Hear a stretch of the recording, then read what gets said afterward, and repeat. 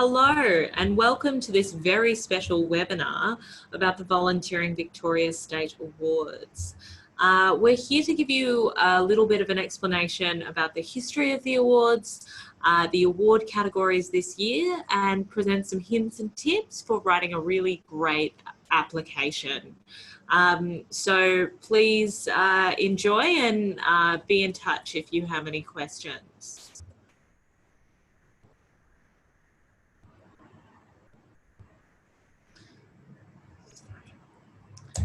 So the Volunteering Victoria State Awards aims to embrace and showcase the work of volunteer involving organisations, their partnerships and programs, and the awards were launched in 2015, so 2019 is their 5th year. So our awards are effectively about to start prep, and we're really excited about where they've come to in the past 5 years. So the main purpose of the awards is to highlight the achievements of volunteer involving programs across the state. We know we have some really special volunteer involving programs across the state, and we want to be able to highlight the great work that you as volunteer managers organise volunteers to do across a number of sectors. We want to profile organisations who work with and involve volunteers, and it's actually a really great way to provide recognition for staff and volunteers in these programs. You know, being able to say, I work or I volunteer on an award-winning program is a really great point of pride for a lot of the organisations that have been previous award winners. So key facts for the awards this year is that nominations are coming to a close on the 30th of August. So you've got about 2 weeks to go to submit a nomination for your organisation and your volunteer program. Shortlisted organisations will be notified mid-September, and judging will take place after shortlisted organisations have been notified that they are Volunteering Victoria finalists. And then we have a very special awards ceremony on the 20th of November. Now, for those of you who've been there in the past, it's a really special event held at Parliament House generally, and a really great way of recognising the achievements of volunteer involving programs across the sector. We've refreshed the categories this year, and so this year we have a local government award, a program excellence award, an excellence in grassroots organisation award, a collaboration community impact award, an employee volunteering award, an inclusion award, and an innovation award. So 7 categories in total, and we have expanded that this year. And I'm going to go through each of the awards separately to talk about the criteria for each of them, then talk a little bit about how to write a great application and make your award nomination stand out.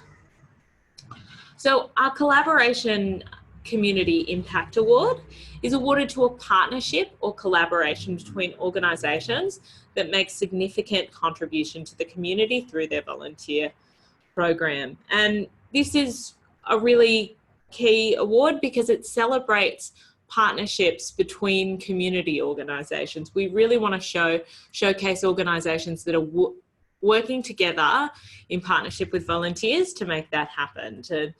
You know, I'd like to encourage all types of organisations and resources. Organisational size and resources will be considered to ensure that small organisations have an equal opportunity to achieve this award. So the key thing is really demonstrating that partnership or collaboration between your 2 organisations. Again, the next award is the Employee Volunteer Program, and that delivers, it's awarded to a program that delivers a significant, sustained and successful benefit to beneficiaries. And, you know, that may be an employee volunteer program that focuses on general or more skilled volunteering. And it's important to note that for the first time ever this year, this award may be won by any organisation that either provides employee volunteering opportunities for its its employees or participates in employee volunteering, so hosts employee volunteers at their organisation. Again, organisational size and resources will be considered to ensure small organisations have equal opportunities to achieve this award. So if you're doing a really great job hosting employee volunteers, or you as a corporate member of Volunteering Victoria send your employees out on really fantastic volunteer opportunities and do so in a really supportive way, this is the program, the awards program for you to nominate for. The Excellence in Grassroots Organisation Award is a new award category this year, and it is awarded to a grassroots volunteer involving organisation for demonstrating a commitment to going beyond best practice in volunteer management. And what's new about this award is that it is organisations must be driven by community membership and have minimal paid positions. And only Volunteering Victoria members level 1 and level 2 of an annual turnover of up to 200,000 per year will be eligible. We found in reviewing our awards that this was a space where we could recognise further the achievements of organisations, volunteer involving organisations that are much smaller, but are still going beyond best practice. And so the measures that are used to evaluate that award will be the 8 national standards of volunteer involvement. And so your application should absolutely provide reference to those. The Inclusion Award is awarded to a volunteer involving organisation that achieves the inclusion of individuals or groups who are often excluded from mainstream or traditional volunteering. So inclusion can be with respect to any groups within society that characteristically experience disadvantage, isolation, or discrimination. And, previous examples of that are, volunteer programs that focus on targeting CALD communities, Aboriginal and Torres Strait Islanders, people with disability, the aged, gender, sexual identity groups, and recent migrants and refugees. So we'd ask that when you are applying for this award, to please use one example of a program that fulfills this criteria. And it may be that you have a generalised volunteer program, but a specific stream that recruits or recognises one of these groups. And so that is the example, or that is the stream of the program that you would be nominating for this award. Moving on, our Innovation Award is awarded to a volunteer involving organisation for innovative, unique volunteering program or a model that engages volunteers and makes significant contribution to the work of the volunteer involving organisation, improving its ability to achieve its purpose and objectives and deliver positive outcomes. I've added the program judging criteria there, but it's around quantifying how the program is innovative, what need the program innovation was addressing, and how the effectiveness of the program innovation was demonstrated. Again, you can use one example of a program that fulfills these criteria. So it doesn't have to be an innovation across your entire volunteering program for your whole organisation, but it could be an innovation that focuses on a particular program or stream.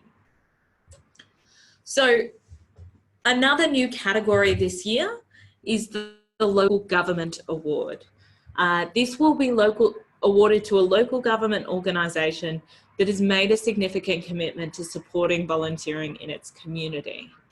As I've mentioned, this is a new award, and we're really excited to showcase the wonderful work that local governments are doing to support volunteering across the state. We ask that anyone applying for this award uses one example of a program that fulfills the criteria. And again, local governments will be asked to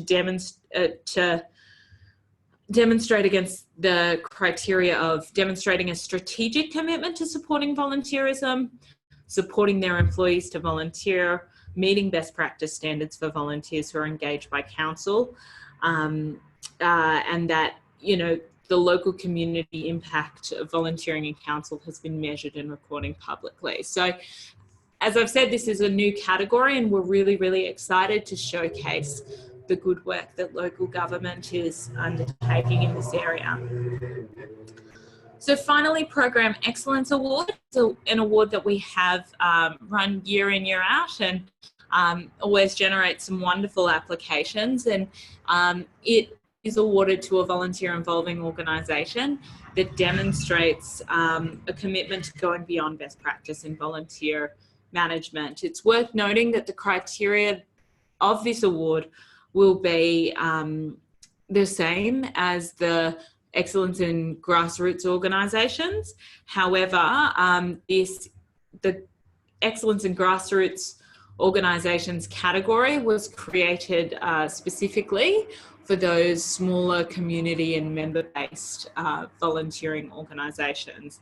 Again, we would expect references to the national standards of volunteer involvement for all nominations, and the judging will still take into consideration that the national standards can be adapted for different size organisations. So that brings us to the end of the award categories, and I'd encourage you, if you still have questions about the criteria for those awards, have a detailed read through the award application form, which spells out the criteria in detail for all of those awards. And you can contact our team at Volunteering Victoria if you have any follow-up questions about what type of information is required. As we said, it's a mix of old and new awards. And we're continually, year after year, every year we run these award programs, thinking about what are the categories and sectors that we need to recognise in terms of best practice volunteering, and how we can make sure our awards cover the most relevant categories year in, year out. So, in terms of the actual applications and how you would best prepare each of those, each nomination should be no more than 300 words long. That 300 words is your supporting statement against the selection criteria for the nomination. So, that 300 words should talk about why you qualify for that particular award. You don't have to go into detail about all of your policies and procedures. You can include some of that as evidence. So, for example, you can talk about your policies and procedures meeting best practice standards and simply attach that evidence to your nomination. There is no word limit on the evidence that you can use to support your nomination. So I'd encourage you to take advantage of that and provide a wealth of supporting material to support your nomination. So common types of evidence could be a letter of support from a volunteer or a partner. Reach out to people who are involved in your program, and if they think it's great, see if they'll write it down and demonstrate its community impact. Your CEO or other staff testimonials could also be included. Your volunteer statistics, things like attendance rates, survey results, that can also be attached as evidence. Policy documents, as I mentioned earlier, it's a great way to save on word limits. If you're not explaining your policy, you're simply attaching your policy. Communication, so any media, screenshots of, internal employee engagement tools, or screenshots of your social media. For those of you who are thinking of the employee volunteering program, if you've been talking on Yammer or LinkedIn about the great employee volunteering opportunities available at your organisation, screenshot that and show us evidence that you are actually promoting this program widely. If you have a program logic or scope, a model, evaluation or research reports, they can also be attached. Even things like membership surveys, volunteer engagement surveys, If you've had any presentations to your board about the effectiveness of your program, that can all be used as evidence.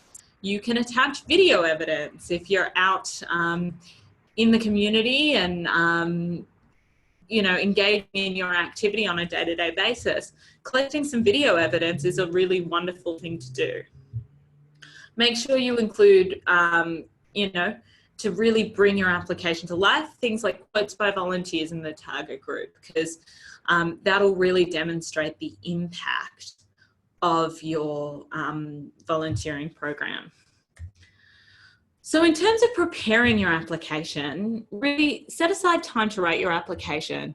It's hard to give you an exact time estimate on how long it will take to write the application, but it's best to gather all your evidence first and then sit down and write your nomination.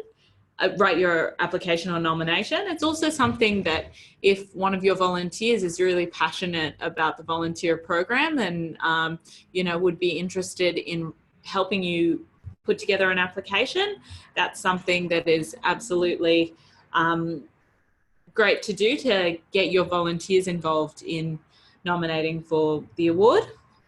Make sure you get feedback from other program staff and volunteers. Make sure they agree with the types of evidence they might be able to provide you with additional perspectives on what to include in the nomination. And again, make sure you get your organisation sign off for the nomination before you submit it to Volunteering Victoria. Some organisations have, far larger communications protocols than others, so make sure that you're adhering to your organisation's sign-off policy. So in terms of hints and tips for writing well, it's really important that through your nomination, you outline what your organisation did or what you do as part of the program, how you did it, and what the impact of the program was or is. Don't assume that the judges know anything about your program, though it might be a widely publicised volunteer program. You can't assume that anyone has heard of the program before. So really explaining what the program is, how it works and what the community impact is really, really important. And often one of the things that helps to demonstrate this is using a really concrete example to demonstrate your program impact.